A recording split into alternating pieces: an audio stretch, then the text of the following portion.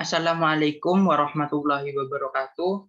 Perkenalkan, nama saya Diki Wayudi dari Program Studi Teknik Produksi Benih, jurusan Produksi Pertanian Angkatan 2020. Di sini saya akan menyampaikan tentang atau membahas tentang pengarahan atau equenting. Equenting itu apa sih? Equenting itu yaitu sebuah tindakan yang dilakukan untuk mengusahakan supaya anggota kelompok berusaha untuk mencapai sasaran yang sesuai dengan perencanaan, manajerial, serta usaha-usaha organisasi. Nah, berarti equenting itu adalah penggerak. Next. Pengertian pengisian jabatan atau staffing. Sebelumnya diartikan dahulu fungsi pengisian jabatan atau fungsi staffing itu yang terdiri dari pengadaan karyawan, penarikan karyawan, seleksi karyawan, penempatan karyawan, dan pemberhentian karyawan. Pengadaan karyawan.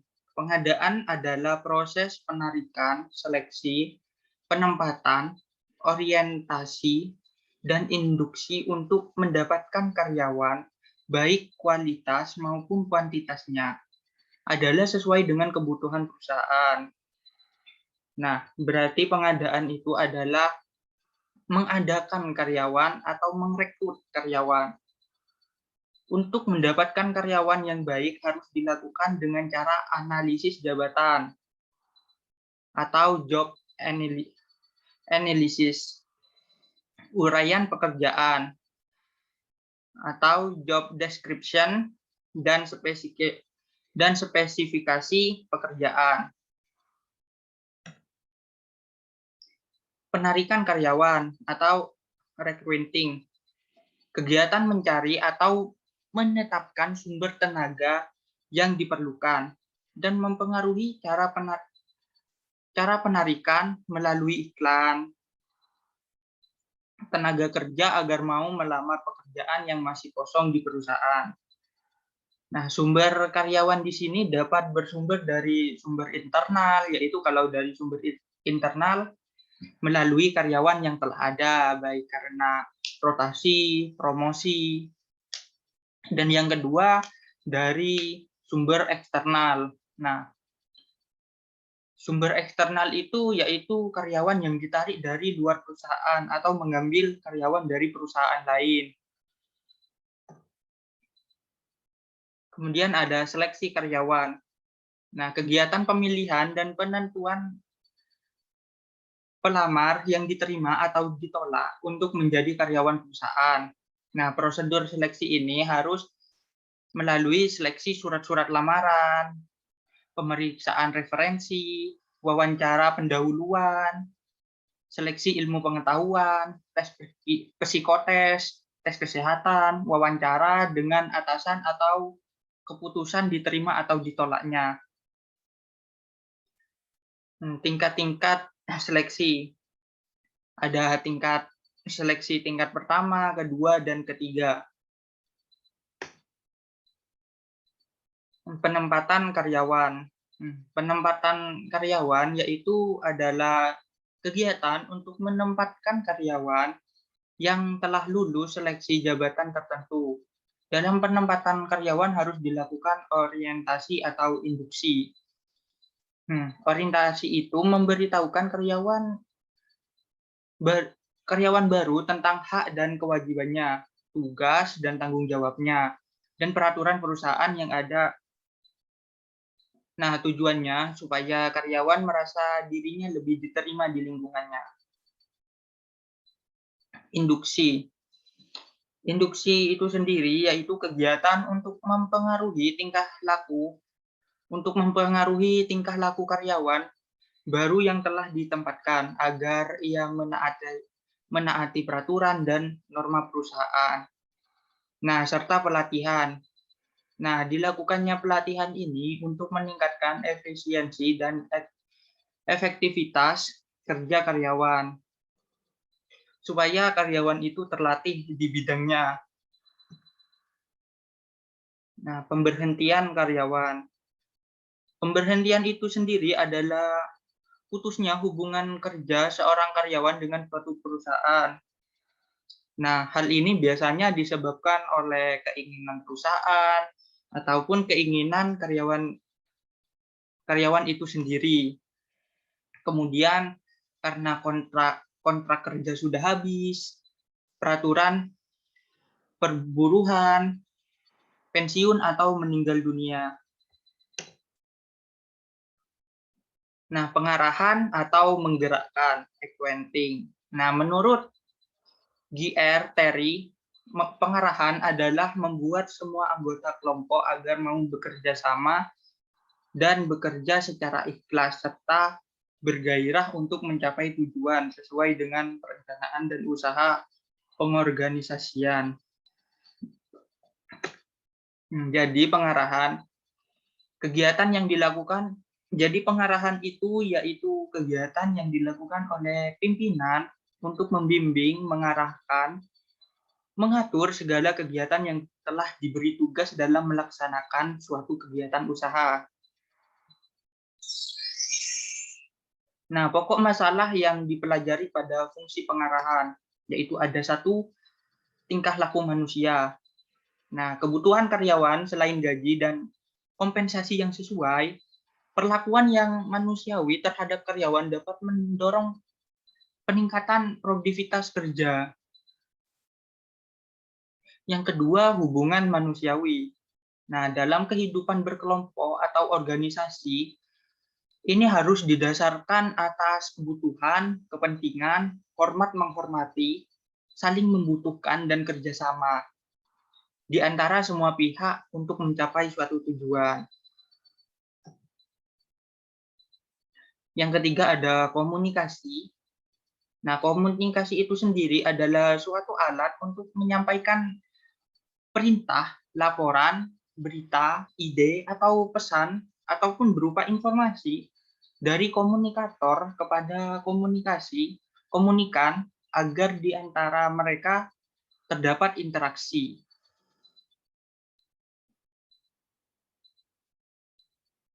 Nah, proses komunikasi itu sendiri terdiri dari unsur yaitu komunikator, pesan, saluran, komunikan, dan action. Kemudian dari lambang, yaitu bisa berupa suara, tulisan, ataupun warna, dan lain-lain. Yang keempat ada kepemimpinan. Nah, kepemimpinan itu sendiri adalah seni seorang pemimpin mempengaruhi perilaku bawahan agar mau bekerja sama dan bekerja secara produktif untuk mencapai tujuan organisasi. Nah, fungsi kepemimpinan itu yaitu satu, untuk pengambilan keputusan dan merealisasi keputusan itu. Nah, bagaimana jika pemimpin tidak bisa mengambil suatu keputusan? Nah, itu akan menjadi berantakan kepada perusahaannya. Yang kedua, kemudian ada pendelegasian wewenang dan pembagian kerja. Peningkatan hasil guna dan daya guna semua unsur manajemen. Nah, jadi itu pemimpin yang mengurus kepemimpinan. Terus, fungsinya kepemimpinan itu ada memotivasi bawahan supaya bekerja efektif dan bersemangat. Yang terakhir ada mengembangkan imajinasi, kreativitas, dan loyalitas. Nah, selanjutnya, pemrakarsa, penggiatan, dan pengendalian rencana. Mengkoordinasi kegiatan bawahan, penilaian prestasi, memberi penghargaan atau reward, dan sanksi punishment kepada bawahan jika melakukan suatu tindakan yang melanggar dari aturan perusahaan. Nah, pengembangan bawahan melalui pendidikan maupun pelatihan. Kemudian ada memelihara aktivitas perusahaan dan bertanggung jawab atas semua tindakan kepada pemilik, pemerintah dan bawahan, memberi kompensasi ketenangan kesejahteraan kepada karyawan. Unsur-unsur kepemimpinan. Nah, unsur-unsur kepemimpinan itu ada pemimpin, bawahan, organisasi, tujuan, dan lingkungan internal, eksternal perusahaan. Nah, gaya kepemimpinan atau tipe kepemimpinan menurut Malayu SP Hasibuan yaitu satu, ada kepemimpinan otoriter. Nah, jika seseorang pemimpin menganut sistem sentralisasi wewenang, falsafah pemimpin bawahan adalah untuk pemimpin dan menganggap dirinya paling berkuasa, paling pintar dan mampu. Pengarahan dilakukan dengan cara instruksi dan perintah. Orientasi kepemimpinan hanya untuk meningkatkan produktivitas kerja karyawan, namun tidak memperhatikan perasaan dan kesejahteraan karyawan. Nah, berarti kepemimpinan otoriter ini itu semuanya diatur oleh pemimpin. Jadi tidak bisa yang mengganggu-gugat atas keputusan kepemimpinan otoriter ini. Kemudian ada kepemimpinan partisipatif. Nah, jika dalam pemimpinan melakukan secara persuasif, menciptakan kerjasama yang serasi, menumbuhkan loyalitas dan partisipasi bawahan. Pimpinan memotivasi karyawan, pimpinan menerapkan sistem manajemen terbuka, informasi dan pembinaan kaderisasi mendapatkan perhatian yang serius.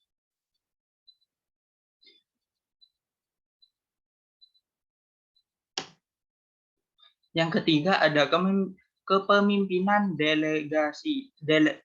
delegatif. Nah, jika seorang pemimpin mendelegasikan wewenang kepada bawahannya dengan agak lengkap, sehingga bawahan itu dapat mengambil keputusan dan kebijakan serta dengan agak bebas dalam melakukan pekerjaannya. Nah, karakteristik acquainting. Yang pertama ada pervasive function. Maksudnya adalah pengarahan diterima pada berbagai level organisasi. Setiap manajer menyediakan petunjuk dan inspirasi kepada bawahannya. Yang kedua ada continuous activity. Maksudnya adalah pengarahan merupakan bentuk aktivitas yang berkelanjutan sepanjang masa hidup organisasi.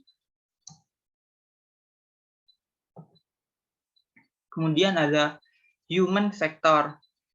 Nah, maksudnya adalah pengarahan senantiasa berhubungan dengan bawahan, sehingga akan berkaitan dengan human factor. Human factor adalah perlakuan manusia yang kompleks dan tidak dapat diprediksi. Creative activity, nah, maksudnya yaitu adalah adanya pengarahan akan membantu dan mempermudah dalam mengubah rencana suatu tindakan nyata. Tanpa adanya fungsi pengarahan ini, seseorang dapat menjadi inaktif dan sumber fisik yang dimiliki akan menjadi tidak berarti. Executive function. Nah, maksudnya pengarahan dilakukan oleh semua manajer dan eksekutif pada semua level, pada semua jenis organisasi, dan bawahan hanya menerima instruksi hanya dari atasan. Delegated function. Nah, maksudnya pengarahan merupakan satu fungsi manajemen yang langsung berhadapan dengan manusia. Atasan harus dapat mengetahui bahwa perilaku manusia merupakan suatu hal yang tidak dapat diprediksi dan alami, sehingga atasan harus mendapat dapat mengkondisikan perilaku seseorang ke arah tujuan yang diharapkan. Nah, tujuan pengarahan itu sendiri, tujuan pengarahan atau directing, ada alat motivasi, memprakarsai aksi, penggunaan sumber daya dengan efisien, coping perubahan, mengintegrasikan upaya, menyediakan stabilisasi. Nah, cara melakukan pengarahan itu sendiri yaitu ada orientasi, perintah, delegasi wewenang, petunjuk, motivasi, dan memengaruhi. Nah, sekian dari penjelasan saya kali ini dari Acquainting. Nah, kurang lebihnya saya mohon maaf jika kurang jelas atau dalam kata-kata ada yang salah, saya mohon maaf. Wabillahi taufik walhidayah. Wassalamualaikum warahmatullahi wabarakatuh.